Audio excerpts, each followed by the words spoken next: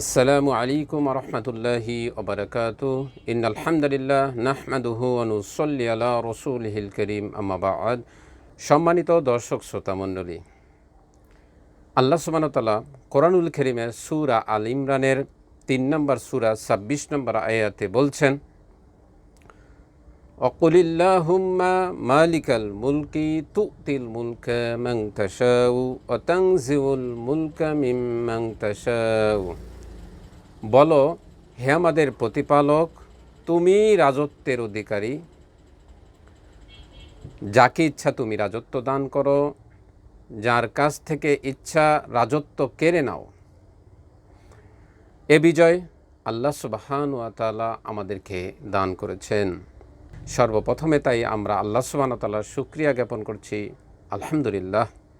বাংলাদেশের মানুষ এতটাই জুলুম নির্যাতনের মধ্যে ছিল, এত অত্যাচারের মধ্যে ছিল, দেশের অনেক মানুষ তার বাসা বাড়িতে থাকতে পারতেন না এবং প্রধানমন্ত্রীর ভয়ে মানুষ তার মনের কথা ব্যক্ত করতে পারত না।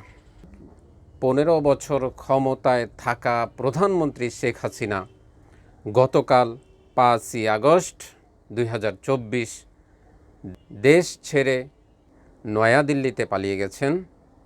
তার পূর্বে কি ঘটনা ঘটেছিল? গতকাল ৫ই আগস্ট তিনি গণভবনে ছিলেন। তিনি শেষ সময় পর্যন্ত চেষ্টা করেছেন তিনি তার ক্ষমতা দিয়ে, তার বাহিনী দিয়ে জোরপূর্বক ক্ষমতায় থাকার জন্যে। তিনি বারবার বলতেন যে আমি ক্ষমতা চাই না, ক্ষমতায় আমার কোনো লোভ নেই। কিন্তু গতকালকের অবস্থা যেটা ছিল, চতুর্দিক থেকে লক্ষ লক্ষ মানুষ যখন গণভবনের দিকে আসছিল, প্রতিটা জায়গায় ব্যারিকেড দেওয়া হয়েছিল মানুষ যেন ঢাকায় প্রবেশ করতে না পারে। আইন শৃঙ্খলা বাহিনী সর্বাত্মক চেষ্টা করেছে। তিনি বারবার চেষ্টা করেছেন যেন মানুষ ঢাকাতে ঢুকতে না পারে। আইন শৃঙ্খলা বাহিনী, সেনাবাহিনী তাকে বারবার বলেছেন পরিস্থিতি অনুকূলের বাইরে চলে গেছে, এখন আপনাকে যেতে হবে।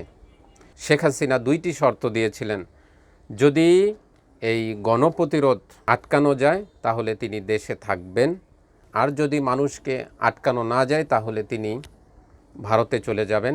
যেহেতু ভারতের সাথে পূর্বেই তার কথা হয়েছিল তিনি ভারতে আশ্রয় গ্রহণ করবেন। তো সর্বশেষ এটাই হচ্ছে যে সেনাবাহিনী তাকে বলে দিয়েছে যে পরিস্থিতি অনুকূলের বাইরে আপনাকে এখন চলে যেতে হবে। বাংলাদেশের প্রধানমন্ত্রী তিনি পদত্যাগপত্রে সই করেন গণভবনে বসেই। তিনি সময় চেয়েছিলেন একটি ভিডিও বার্তা রেকর্ড করার জন্যে, কিন্তু তাকে সেই সময়টাও দেওয়া হয়নি।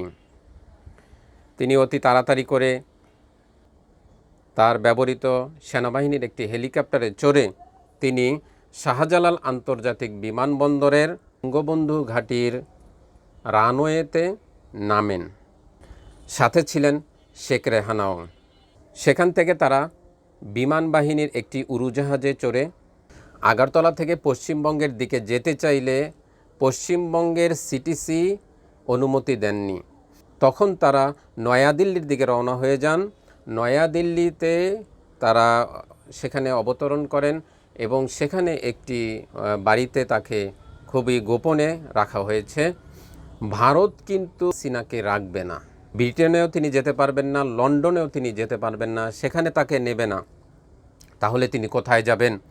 এটা তার ভাগ্যই বলতে পারে। দেখুন, ১৫ বছর মানুষকে নির্যাতন, হামলা, মামলা, মানুষকে গুম করে, সাধারণ মানুষের দাবি দাওয়াকে উপেক্ষা করে, সাধারণ মানুষকে হত্যা করে, জুলুম অত্যাচার করে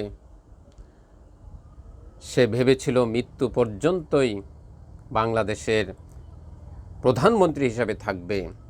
সরকারের এতগুলো সশস্ত্র বাহিনী প্রতিহত করতে পারেনি সাধারণ নিরস্ত্র ছাত্র জনতাকে। অসংখ্য লোক এই আন্দোলনে মৃত্যুবরণ করেছে। তিনি সবসময় মানুষের দাবি দাওয়াকে উপেক্ষা করেছেন। মানুষ যখন কোনো কিছু তার কাছে দাবি করত, তখন তিনি সেটাকে গণহত্যা, তিনি সেটাকে নির্যাতন করে, হত্যা করে সেই দাবিকে তিনি উপেক্ষা করতেন। যারা পরবর্তীতে ক্ষমতায় আসবেন, আমরা জানি না কে আসবেন, যারা পরবর্তীতে ক্ষমতায় আসবেন তাদের জন্য মেসেজ হচ্ছে, আপনারা অত্যাচার, জুলুম, নির্যাতন এগুলো বন্ধ করুন। নিজের দলের লোক যদি অন্যায় করে তার বিচার হতে হবে। বিরোধী দল দমন করার জন্য অযথা মামলা হামলা করা যাবে না। মানুষকে তার অধিকার দিতে হবে। মানুষের জন্য অর্থ ব্যয় করুন, জনগণের জন্য অর্থ ব্যয় করুন। জনগণ যদি শান্তিতে থাকে, জনগণ যদি তার প্রতিদিনের রুটি রুজির সুষ্ঠু ব্যবস্থা যদি থাকে, তাহলে সে ছিনতাই করবে না, ডাকাতি করবে না, সে চুরি করবে না, সে চাঁদাবাজি করবে না। মানুষের রুজি রোজগারের সুষ্ঠু ব্যবস্থাপনা যেন করা যায় এবং নিজের দলের লোক যারা অন্যায় করবে, দুর্নীতি করবে, সাথে সাথে তাদের ব্যবস্থা নিতে হবে। কোনো অন্যায়কারী আপনার দলে থাকতে পারবে না। সকলকে আল্লাহকে ভয় করতে হবে।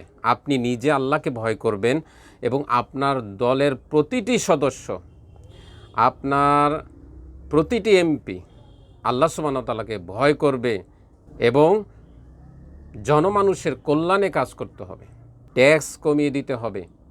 বিগত সরকার আমরা দেখেছি ট্যাক্স, বিদ্যুৎ বিল, পানির বিল, শেখ হাসিনার সরকার মানুষের উপরে ট্যাক্স বাড়িয়ে দিয়ে আজকে মানুষের জীবনযাপন কঠিন করে তুলেছে।